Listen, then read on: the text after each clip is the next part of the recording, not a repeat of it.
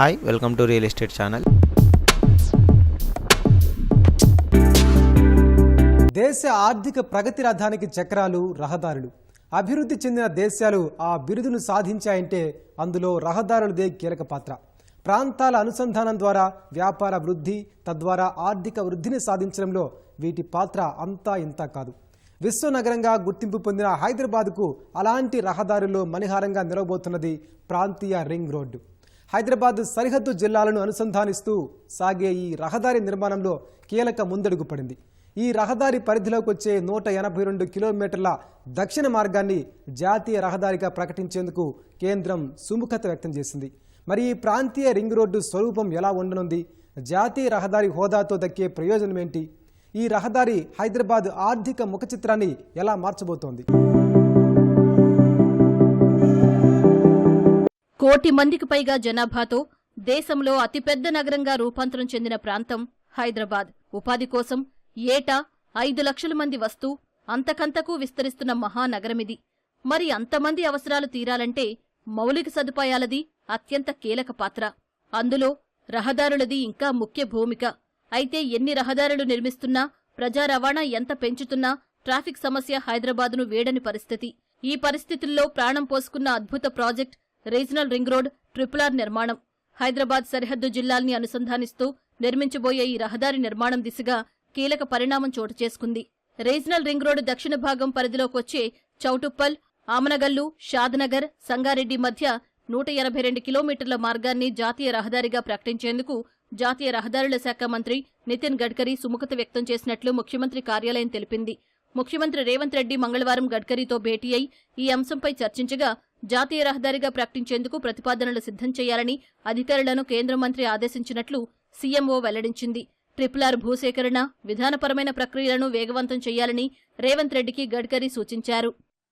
ఆనాడు శ్రీమతి ఇందిరాగాంధీ గారు విధానపరమైన నిర్ణయం తీసుకొని హైదరాబాద్ నగరంలో ఐడిపిఎల్ని ప్రారంభించారు. కాబట్టే మనం లీడ్ పార్ట్నర్స్ అయిన ఫార్మా ఇండస్ట్రీలో, అంటే పాలకులు తీసుకుంటున్న నిర్ణయాలు, పాలకులు చేసే విధానపరమైన నిర్ణయాలు ఆ రాష్ట్రం యొక్క ఆర్థిక పురోగతికి ఉపయోగపడతాయి.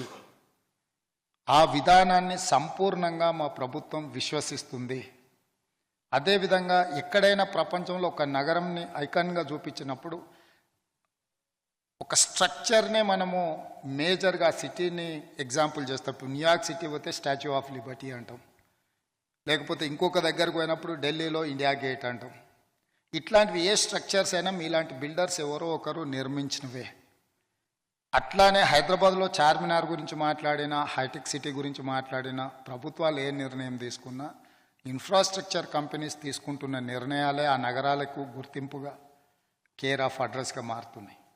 ఈ హైదరాబాద్ నగరంలో ఔటర్ రింగ్ రోడ్డును ఆ రోజు ప్రణాళికలు చేసినప్పుడు చాలామంది ఇప్పుడు అవసరమా, ఇది అవసరం లేని అన్నట్టుగా మాట్లాడారు. కానీ ఈరోజు అదే లైఫ్ లైన్గా తయారైంది హైదరాబాద్ నగరానికి, పర్టికులర్ తెలంగాణ స్టేట్కి.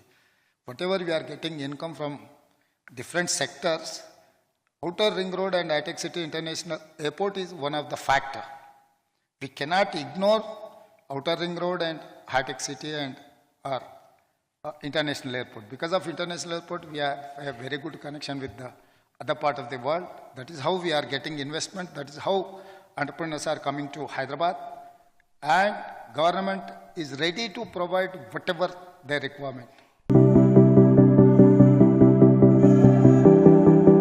నగరంలోకి ప్రవేశించకుండానే హైదరాబాద్ ఒక మూల నుంచి ఇంకో మూలకు చేరేందుకు ఇప్పటికే ఔటర్ రింగ్ రోడ్ అందుబాటులో ఉంది. నగరం చుట్టూ ఓ గొలుసులా నిర్మితమైన ఔటర్ హైదరాబాద్పై ట్రాఫిక్ భారం తగ్గించడంలో కీలక పాత్ర పోషిస్తున్నా దాని పరిధి తక్కువే. రాబోయే రోజుల్లో ఔటర్పై ట్రాఫిక్ రెండింతలవుతుందని అంచనా. అందుకే దానిపై ఒత్తిడి తగ్గించడంలో భాగంగా కేసీఆర్ ముఖ్యమంత్రిగా ఉండగా రీజనల్ రింగ్ రోడ్డు ప్రతిపాదన ప్రాణం పోసుకుంది. 2016లో ఈ ప్రతిపాదన వెలుగులోకొచ్చింది. దీన్ని ఉత్తర, దక్షిణ అనే 2 భాగాలుగా నిర్మించాలని నిర్ణయించారు. ఉత్తర భాగం సంగారెడ్డి, నర్సాపూర్, చౌటుప్పల్ మీదుగా వెళ్లనుండగా దీని పొడవు 158 కిలోమీటర్లు. దీనికి ఇప్పటికే జాతీయ రహదారి హోదా వచ్చింది. భూసేకరణ పనులు కూడా జరుగుతున్నాయి.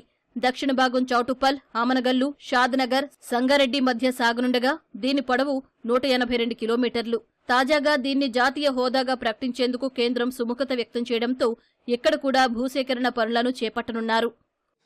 వచ్చే 3 సంవత్సరాల్లో ఈ త్రిబుల్ ఆర్ని కంప్లీట్ చేయాలని నేను ఒక ఛాలెంజ్గా తీసుకున్నాను. అందుకనే నేను సదరన్ పార్ట్ కూడా కొత్త నెంబర్ ఇస్తానికి ఆదేశాలు ఇచ్చాడు. ల్యాండ్ ఎక్వేషన్ కూడా ఇప్పటికే 50% మేము 3D నోటిఫికేషన్ ఇవ్వడం జరిగింది. మిగిలిన కొత్త నెంబర్ రాగానే చౌటుప్పల్ ఈ ప్రాంతానికి కూడా ల్యాండ్ ఎక్వేషన్ ప్రాసెస్ స్టార్ట్ చేస్తాం. యూటిలిటీ ఛార్జ్ మీరు అవసరం లేదు, మేమే భరిస్తామని చెప్పి వెంటనే గడ్కరీ గారు కింద ఆఫీసర్లు అందరూ కూడా ఉన్నారు చాలామంది, వారికి కూడా ఆదేశాలు ఇవ్వడం జరిగింది. So land equation southern part, northern part టోటల్గా త్రిబుల్ ఆర్కి సంబంధించిన రీజనల్ లింక్ రోడ్ అది వస్తే ఇవాళ హైదరాబాద్ తెలంగాణ 50% కవర్ అవుతుంది ఈ రీజనల్ లింక్ రోడ్తో. మీరు అనుకున్నట్టు హైదరాబాద్ తెలంగాణ రూపురాకలే మారిపోతాయి. ఆ త్రిబుల్ ఆర్ ఎమ్మడి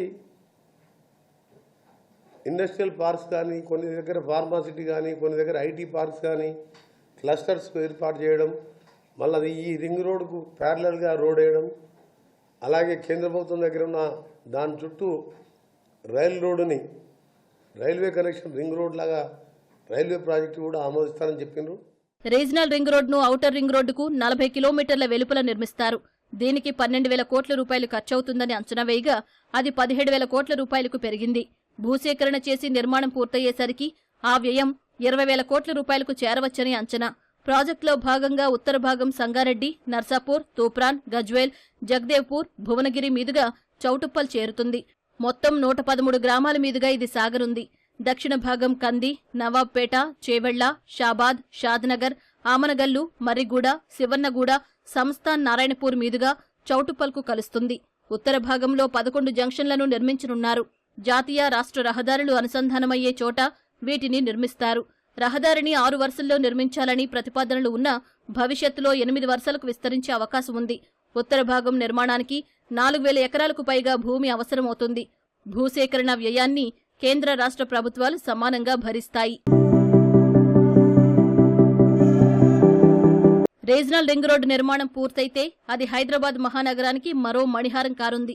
దీని నిర్మాణంతో నాగపూర్, హైదరాబాద్, బెంగళూరు కారిడార్, పుణె, హైదరాబాద్, విజయవాడ కారిడార్ మధ్య అనుసంధానం పెరగనుంది. తెలంగాణలోని 40% మంది ప్రజలు దీని లోపలే నివసించే విశిష్టమైన ప్రాజెక్ట్ ఇది.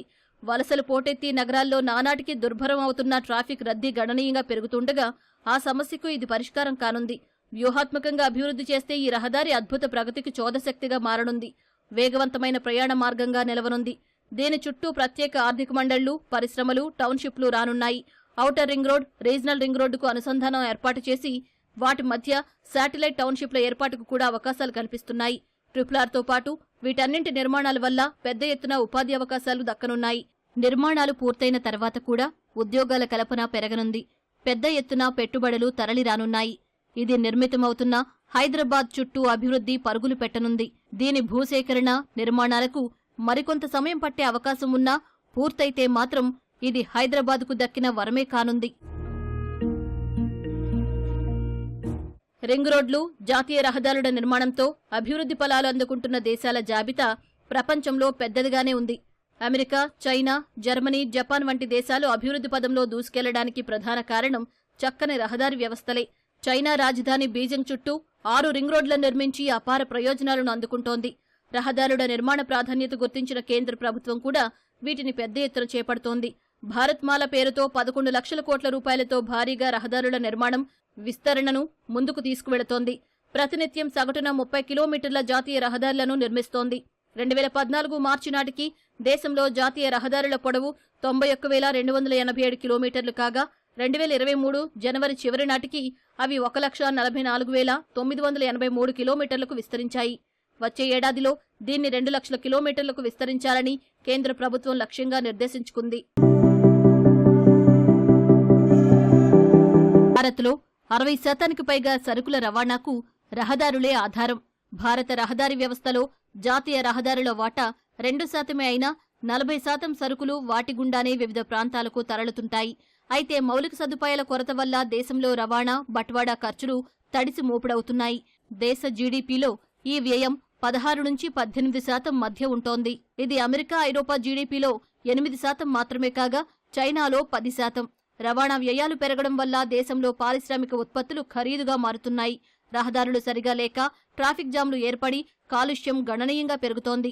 ఇన్ని సమస్యలు ఉత్పన్నమవుతున్నందునే కేంద్ర ప్రభుత్వం రహదారుల నిర్మాణానికి అధిక ప్రాధాన్యమిస్తోంది.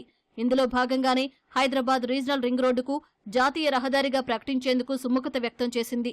ఓ కీలక ప్రక్రియ ముగిసినందున దీని నిర్మాణంలో ఉన్న మిగతా అడ్డంకులు కూడా తొలగి నిర్మాణ పనులు ఊపందుకోవాలని, హైదరాబాదుకు అది మరో మణిపూస కావాలని నగర ప్రజలందరి ఆకాంక్ష.